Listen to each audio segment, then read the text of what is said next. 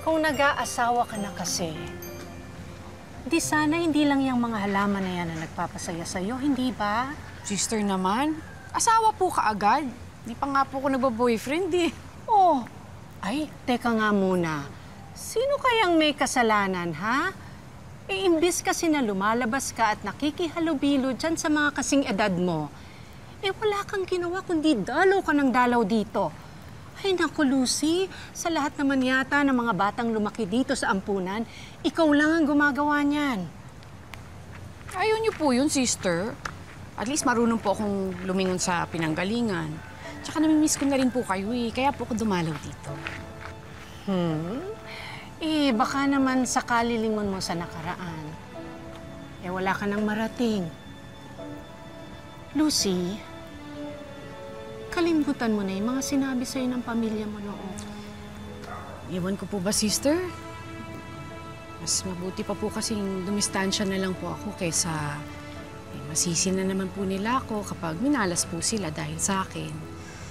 Tsaka, mas mabuti na nga pong wala pong umampun sa akin. Hindi ka salot, anak. Blessing ka. Alam ko yun. Kasi binayayaan din ako ng pagmamahal at alaga mo. Sister naman eh. Kaya nga. Sige na. Hayaan mo namang maranasan at maramdaman ng iba yung alaga at pagmamahal na kaya mong ibigay sa kanila.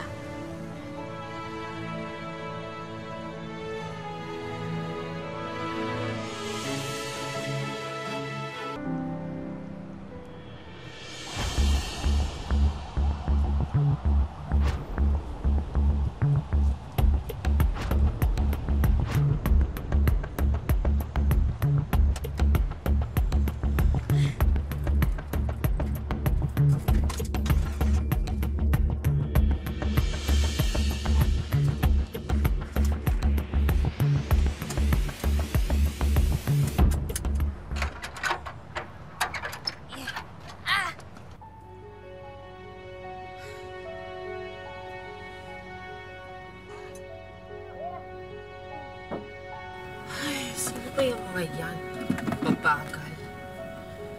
Bro, utang na loob, magjowa ka na para may tagapuhat tayo. Kaya ayoko mag-boyfriend eh. May balak kang gawing alipin. Ay,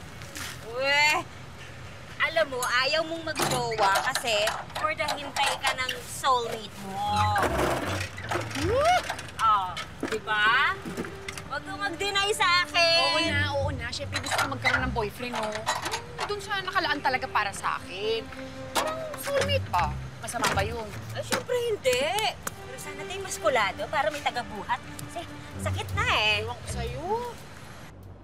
Hindi ka na.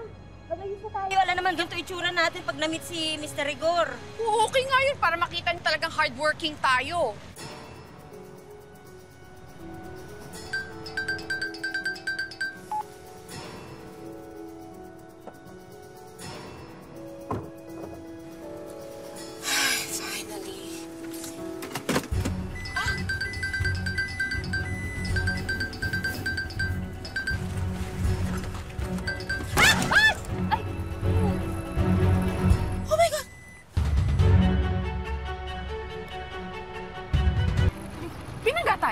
Binangga. I-check ko yung bangga. Usapin natin yung bumangga sa atin. Oh my God!